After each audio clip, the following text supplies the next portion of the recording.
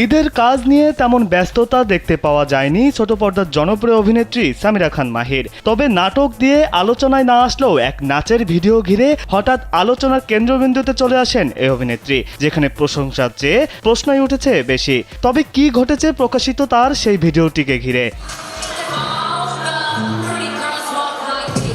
শুক্রবার ইয়ামাহার একটি ইভেন্টে অংশ নিয়ে নৃত্য পরিবেশনা করেছিলেন মাহি। সেখানে তার পরিহিত পোশাক এবং নাচের অঙ্গভঙ্গি নিয়ে প্রশ্ন তুলেন নেটিজেনরা। কেউ কেউ বলছিলেন নিজেকে যেন বলিউড অভিনেত্রী মনে করছেন, আবার কেউ বা বলছেন এত ট্রান্সপারেন্ট জামা পরেন কিভাবে তিনি।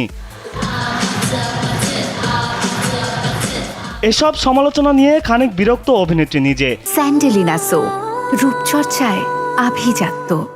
এ বিষয়ে এবার মুখ খুললেন তিনি। অভিনেত্রী বলেন, আমি ইভেন্টে অংশ নিয়ে 1 ঘন্টার মতো পারফর্ম করি। পুরো নাচের মধ্যে অনেকগুলো মুদ্রা ছিল, তবে সেখান থেকে কিছু অংশ নিয়ে সেটা জুম করে কেউ পাবলিক করেছিল, যেটা দেখতেও খুব বাজে লেগেছে। এমনটা করা মোটেও উচিত হয়নি। সমালোচনা প্রসঙ্গে তিনি বলেন, আমার সঙ্গে তো এটা কিছুদিন পরই হয়ে আসছে।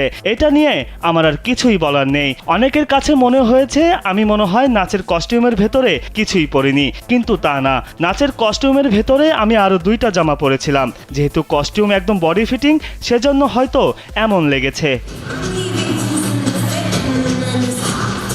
তিনি আরও বলেন, আমি এই কস্টিউম পেয়েছি জাস্ট রিহার্সেলের সময়, তাও 1 দিন আগে, আর এটা পরিবর্তন করার মতো যথেষ্ট সময়ও ছিল না।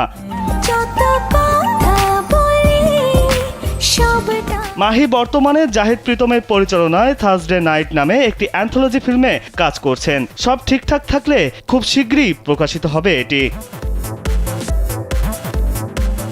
তামজিদ হোসেন, কালবেলা।